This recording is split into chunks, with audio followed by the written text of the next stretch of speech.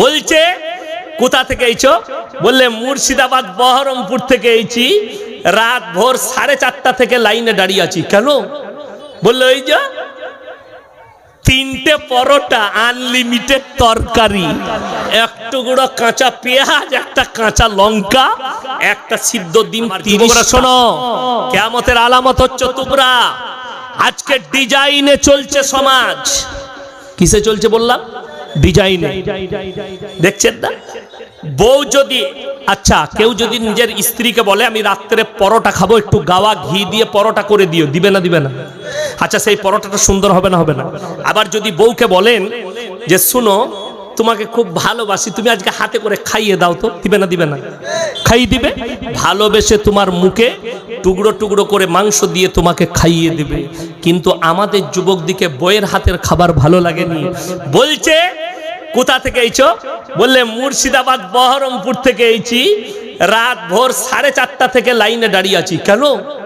বললো ওই যে 3টে পরোটা, আনলিমিটেড তরকারি, এক টুকরো কাঁচা পেঁয়াজ, একটা কাঁচা লঙ্কা, একটা সিদ্ধ ডিম, 30 টাকা। কে কি তেল দিয়ে যে করছে আর কিভাবে যে তরকারি রাঁধছে জানে না। আর বিবি তোমার জন্য এত যত্ন করে খাবার দেয়, ভালো লাগে না। ওইটা হচ্ছে ডিজাইনের দাম, আর বিবির মহব্বতের দাম দিতে পারলে না। হাওড়া জেলায় অঙ্কুরহাটিতে একটা মেয়ে আগে সিরিয়াল করতো, এখন আবার সে চায়ের দোকান খুলেছে। কি বুঝলেন? কখনো ছোট প্যান্ট পরে, কখনো তার সব দেখা যাচ্ছে। আর সেখানে ভিড় কাদের? সব ইয়ং ছেলেদের। ওটা তো চায়ের ভিড় নয়, তার শরীরের ভিড়। চায়ের ভিড় নয়। চাটা কি করে করছে? দিচ্ছে দিদি 1 কাপ। শালা বউ এত সুন্দর করে বিছনে শুয়ে আছো, ঘাড়ে হাত দিয়ে বউ বলছে উঠো গো, চাটা খেয়ে নাও। ওই চা তোকে ভালো লাগেনি? একটা নাংটা মেয়ে চা বিক্রি করছে, তার কাছে 50 টাকা বাইকে তেল খরচ করে। একজন বলছে আমি মেদিনীপুর থেকে এসেছি, একজন বলছে আমি মুর্শিদাবাদ থেকে এসেছি। হারাম খোর, কবরে যা বুঝতে পারে না। ডিজাইনের দাম লাখ টাকা, কিয়ামতের আলামত। আজকে শুনেলেন এই সমাজে, ভারতবর্ষে নয় পৃথিবীতে, এখন যে মেয়েটা ফেসবুকে যতটা ন্যাংটো হবে ততটা ভাইরাল। যে যতটা শরীর খুলতে পারবে তার লাইক তত বেশি, তার আপনার ফেমাস সে তত বেশি। আর এইখানে হাত দিচ্ছে বাটনে কারা? যুবক ছেলেরা। যদি বলেন হুজুর কি বলবো, আমরাও মোবাইল ব্যবহার করছি। মোবাইল খুললে মাঝে মাঝে চলে আসে ইস্তেগফার পড়তে হয়। আমি মিথ্যা কথা বলতে পারবো না। আর আমার মতো যদি কোনো মৌলবি বলে আমি ফেসবুক ঘাঁটি কিন্তু এগুলো দেখি না, সে মিথ্যা কথা বলবে। হয়তো আমরা চোখটা সরিয়ে নেবো আলেম হিসাবে, সঙ্গে সঙ্গে মিটিয়ে দেবো, সরে যাব ওখান থেকে, তার আইডিটা কেটে বেরিয়ে যাব। কিন্তু চলে আসবে ফেসবুক। এমন একটা যুগ আসবে আমরা আলেমরা এই মোবাইল ব্যবহার করার সুযোগ পাবো না, ভয় লাগবে।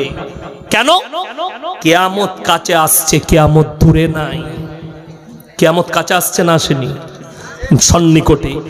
আপনি জেনে রেখে দিবেন দুনিয়াতে আপনার হায়াত কমছে। হে আমার যুবক, যাদের যৌবন আছে, তুমি তোমার দাদুকে জিজ্ঞেস করো, তোমার দাদা যদি বেঁচে থাকে তাকে জিজ্ঞেস করো দাদু তোমার যৌবনটা কেমন ছিল। সে তোমাকে বুঝাবে বাপ যৌবন নিয়ে খেলা করিস না। আমাদের জীবনটা, যৌবনটা যা কেটেছে, এখন আমরা চোখের পানি ফেলাচ্ছি মসজিদে বসে।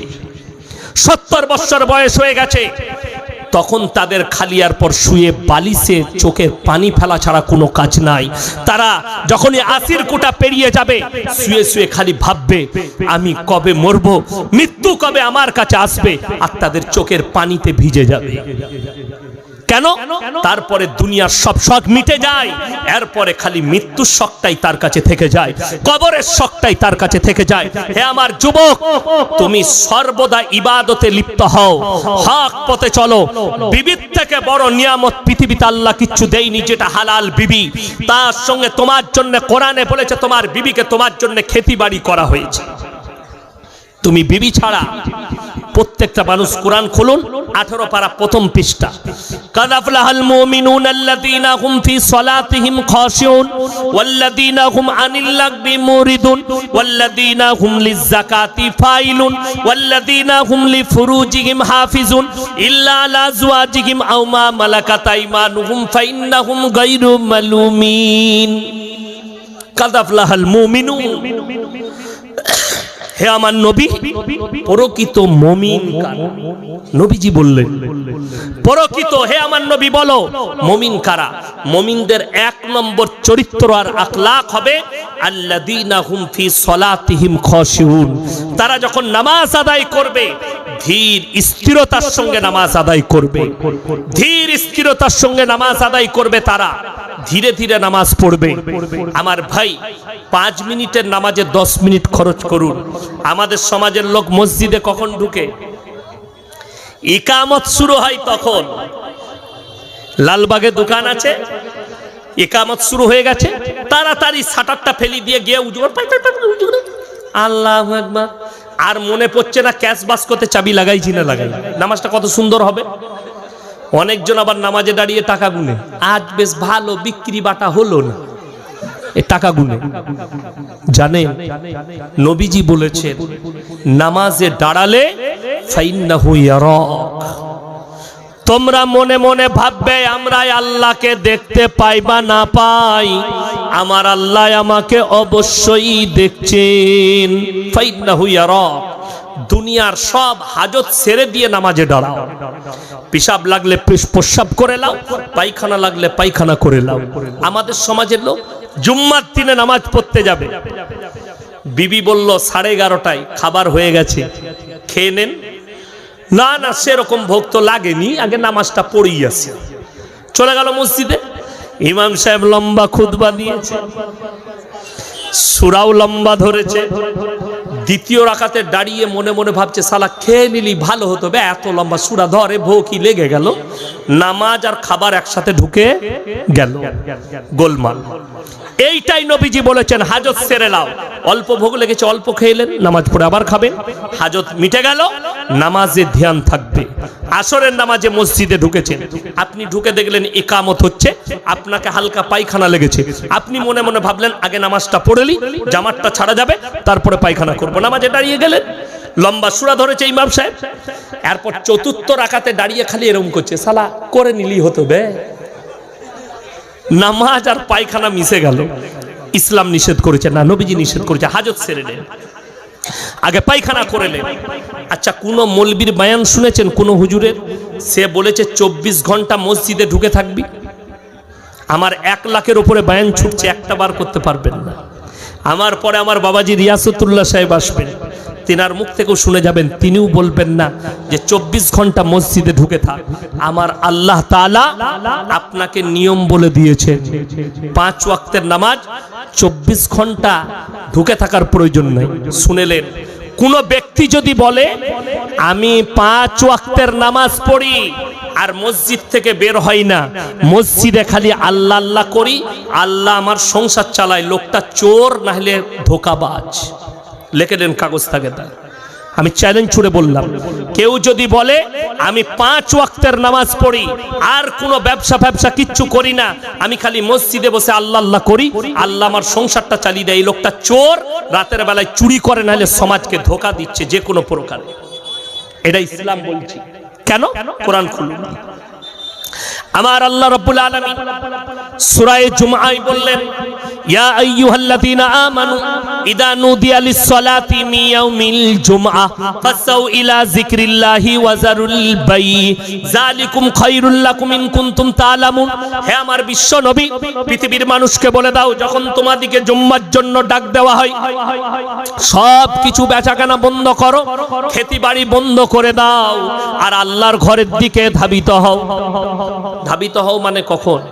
যারা হজ করতে গেছে তাদেরকে জিজ্ঞেস করবেন, মক্কা মদিনায় যারা থাকে, যে যুবকরা কাজ করে মুর্শিদাবাদের, তাদেরকে জিজ্ঞেস করবেন, ওই দেশে আজান হলে তারা আর কোনো কাজ রাখে না, মসজিদে প্রবেশ করে যায়।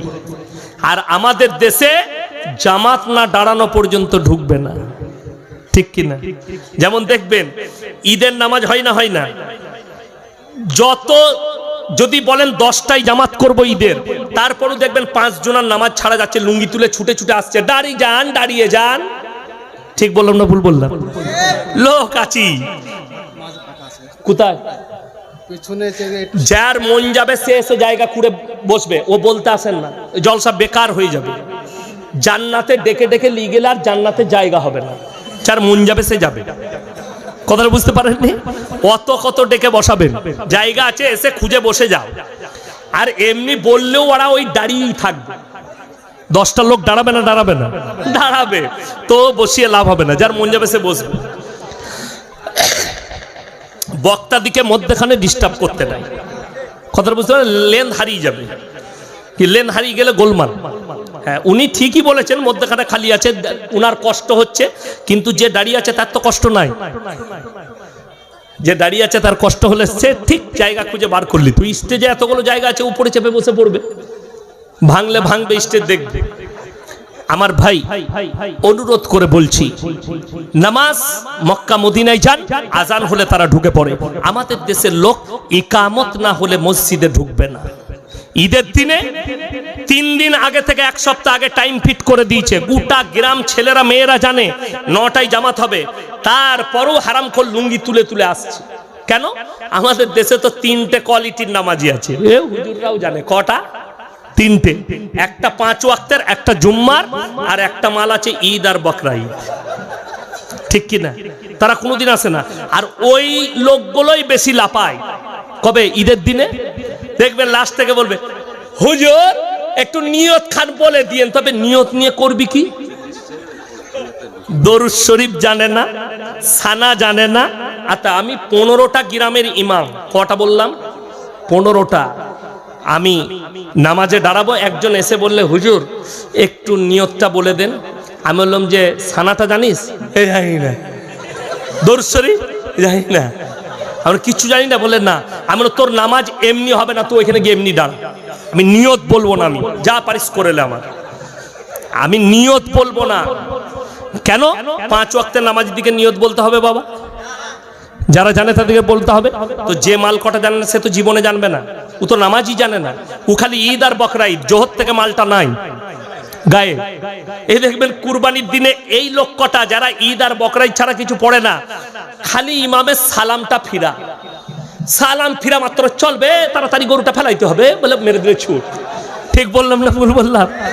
এই মাল কটা আগে ছুটে, অত দোয়াও নাই, কিচ্ছু নাই, খুতবা নাই। ও খালি প্রথম থেকে চিন্তা করে কেমন করে ফেলাবার, কোনখানের মাংসটা চুরি করব, এই চিন্তা চলে ওর নামাজে। তো তার কি আছে? নামাজ 5 ওয়াক্তের নামাজ। যার নামাজ নেই তার মধ্যে ইসলাম নেই। আপনার জানা নেই, একজন ইমাম খালি বায়ান করেছে এবং সহি হাদিস বায়ান করেছে। আমার নবীজি বলেছেন, যারা রমজানের 30টা রোজা রাখলো না তারা যেন আমার ঈদগাহে না আসে। সারা সকালবেলা ইমামের চাকরি চলে গেল, কেন এটা বললি? কেন তাড়ালে? যে মাল কটা একটাও রোজা রাখেনি তারা, তাদের জোর বেশি কমিটির থেকে। সে এসে মসজিদের সেক্রেটারিকে কি কইছো, সালা বলেছে ঈদগাহে যেতে পাবি না, এরকম নাকি? তাড়াইতেই হবে, ঈদের নামাজও পড়তে দেবো না, অন্য ইমাম নিয়ে আয়। ঠিক বললাম না ভুল বললাম? আরে শুধুমাত্র রোজার মাসে আমার বর্ধমান জেলায় একটা ইমাম খালি মাইয়াত হবে, গ্রামের যে মোড়ল সে মাইক নিয়ে বলছে, যতগুলো মেহমান এসছেন আপনারা খানা খেয়ে যাবেন। ইমাম সাহেব মাইকটা কেড়ে নিয়ে বললে, রমজান মাসে খানার এলান করা হারাম। বাস্তব কথা বলছি, সত্য কথা। সে ইমাম এখনো জীবিত আছেন। সকালবেলায় গ্রামের মসজিদ কমিটি তাকে তাড়িয়েছে। আমার তারপরে জলসা হলো এই এলাকায় ঈদের পরে।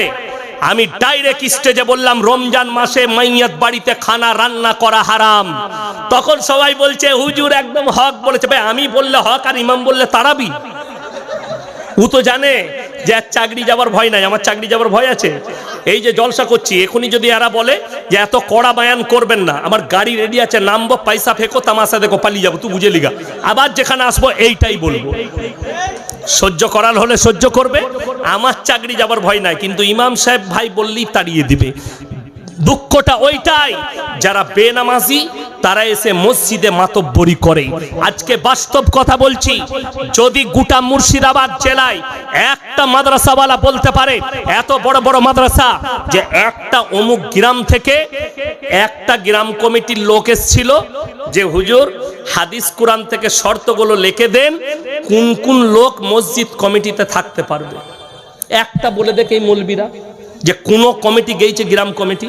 আর আমি চ্যালেঞ্জ দিলাম, যদি এই মুর্শিদাবাদে 500টা মসজিদ থাকে, 490টা মসজিদের সেক্রেটারির নামটা এইভাবে কাটা যাবে, ঢেরা কাটা পড়বে। চ্যালেঞ্জ। আমার বর্ধমানে শুনেলেন একটা মসজিদে পাশে পুকুর, পুকুরের চারিদিকে 40টা তাল গাছ। কটা বললাম? আর গরমকালে দেখবেন আদিবাসী ভাইরা তাল গাছে কি টানে? রস। রস, তারপরে ওইটা রস থেকে হয় মদ, তাড়ি, তাই না? তাড়িটা হালাল না হারাম? হারাম, নেশা। এই মসজিদের সেক্রেটারি সে হারামখোর, জীবনে নামাজ পড়ে না, মসজিদে 40টা গাছ কন্টেকে দিয়েছে, মাসে 3000 করে টাকা দিবি, তুই রস বিক্রি কর। 3 চেরে 12, 1,20,000। সে 6টা করে হাঁড়ি টাঙিয়েছে, প্রত্যেক দিন রস বিক্রি করে ড্রাম ড্রাম। আর এই হারামখোর বলেছে আমাকে 1 হাঁড়ি করে প্রত্যেক দিন ফ্রি দিবি, মানে ইম আলু খায়। এইটা হচ্ছে মসজিদের সেক্রেটারি। আজকে বড় কষ্ট লাগে বলে দিই, মুসলমান ব্র্যান্ড চিনতে পারেননি। আপনি মনে করেছেন যার টাকা বেশি আছে সে হচ্ছে আসল ব্র্যান্ড, যে দেখতে ভালো সে ব্র্যান্ড, যে মালটা ব্র্যান্ডেড সেটা ব্র্যান্ড। আমি আপনাদেরকে ব্র্যান্ড বুঝিয়ে দিই। 2 বছর আগে আমি হায়দ্রাবাদে জলসা করতে গিয়েছিলাম। জলসা শেষ হলো আমার রাত 11টায়, হায়দ্রাবাদ একদম 4 মিনারের কাছে টাউনে। তারপরে আমার বর্ধমানের অনেক ছেলে আছে, হাওড়ার, সোনাপাটি, হুগলির, তারা নিয়ে গেল, বললে হুজুর চলুন ফালুদা খাওয়াবো। গেলাম 4 মিনারের কাছে, তো একটা ছেলে দেখলাম এরকম ঠেলা গাড়ি করে ঘড়ি বিক্রি করছে। একটা ঘড়ি আমার পছন্দ হলো, ব্ল্যাক কালারের, খুব সুন্দর। আমি বললাম কিতনা রুপিয়া? বললে হজরত 300 रुपया। আমি বললাম 150 में मिलेगा? বললে आखिरी टाइम में ले लीजिए। নিলাম, 150 টাকা দিয়ে দিলাম, হাতে পড়ে নিলাম। ওই ঘড়িটা পরেই আমি আমাদের দুর্গাপুর কাজী নজরুল ইসলাম এয়ারপোর্টে নামলাম সকাল 10:30টায় প্লেনে। আমার ড্রাইভার গাড়ি নিয়ে দাঁড়িয়েছিল, গাড়ি নিয়ে একবারই জলসা ধুলিয়ান। আমি চলে এলাম ধুলিয়ানে, জলসাই বললাম, এ আমার মুসলমান ভাইরা, তোমরা কি ব্র্যান্ড চিনো? বললে হ্যাঁ। আমি বললাম শোনো তাহলে, আমার এই হাতের ঘড়িটার দাম কত? একজন বললে হুজুর 7000, একজন বললে হুজুর 5000, একজন বললে হুজুর 2500, একজন বললে 1200। যতজন দাম বলেছে কেউ ভুল বলেনি, সবাই ঠিক বলেছে। আপনাদের মনে মনে হবে হুজুর কেন ঘড়ির দাম তো মাত্র 150? কেন? যে 7000 বলেছে সে মনে মনে ভেবেছে ইয়াসিন সাহেবের মতো বক্তার হাতে ঘড়ি আছে, মালটা কুমা হবে না, মালটা দামি হবে। কথাটা বুঝতে পারেননি? সবাই এইভাবেই দামটা বলেছে, কিন্তু ঘড়ির অরিজিনাল দাম 150। খালি লোকটা পাল্টে গেল, দাম পাল্টিয়ে গেল। আপনার গ্রামে এই বরফখানার কোনো গরিবের ছেলে সকালবেলায় যদি ছিঁড়া প্যান্ট পরে রাস্তা দিয়ে যায়, চায়ের দোকানে 10টা লোক বসে থাকলে কি বলবে? ও গরিব মানুষ তো, পয়সা নাই। ঠিক বললাম না ভুল বললাম? গরিবের ছেলে। আর ওই প্যান্টটাই শাহরুখ খানকে পরিয়ে দেন, কি ডিজাইন বে, কোথায় পাওয়া যাবে মালটা? ঠিক বললাম না ভুল বললাম? খালি লোক পাল্টালো, ডিজাইন পাল্টি গেল।